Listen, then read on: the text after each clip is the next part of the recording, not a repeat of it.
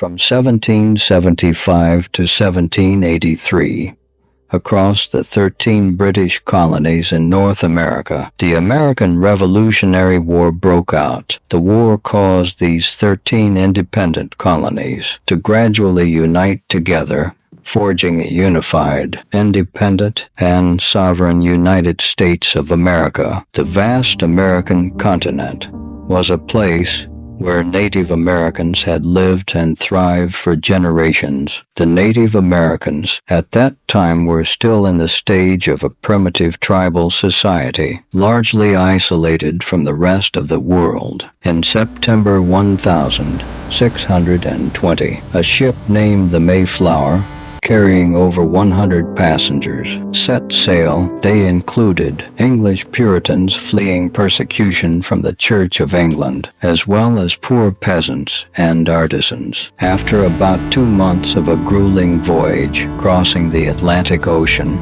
in November, they arrived at what is now Plymouth, Massachusetts. This group of European immigrants established villages, waging a stubborn struggle against the bitter cold, hunger, and disease. The local Native Americans extended selfless assistance to them. In November of the following year, the immigrants, having gained a foothold, invited the Native Americans to share turkey and pumpkin, jointly thanking God for his blessings. Later, this day was designated as Thanksgiving in the United States. Other religious refugees, as well as many lower-class working people from the Old World who had reached a dead end, crossed the ocean, one after another, to North America in search of wealth, land, and asylum, gradually building up the colonies. The population of the colonies consisted mostly of British immigrants, but many also came from other European countries. Black people, on the other hand, were brought here from Africa through the slave trade. From 1607 to 1733, Britain successively established 13 colonies along the eastern coast of the North American continent. The reason why the British North American colonies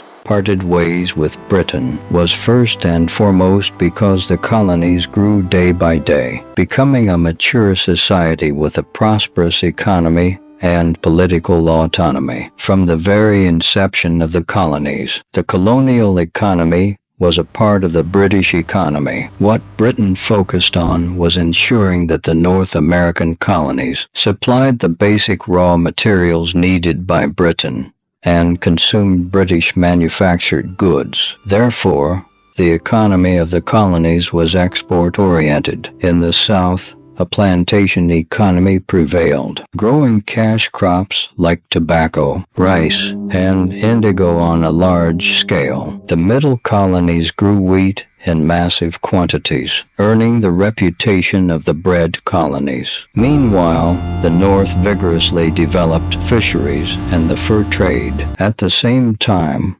colonial industry and commerce began to bud and grow. Shipbuilding became the leading industry of the colonies, which also drove the development of related sectors like metallurgy, machinery, paint, and rope making. Handicraft industries such as food and textiles also quietly emerged. In the northern New England region, commercial trade was particularly active. Boston, Philadelphia, and New York became famous centers of industry and commerce. By the time of the Revolutionary War, 1/3 of Britain's merchant ships were manufactured in the North American colonies. To prevent colonial manufacturing from posing a challenge to the mother country, Britain did its utmost to suppress the development of colonial manufacturing. Politically, each colony was an overseas territory of the British king, owing allegiance only to the king, and they were equal entities,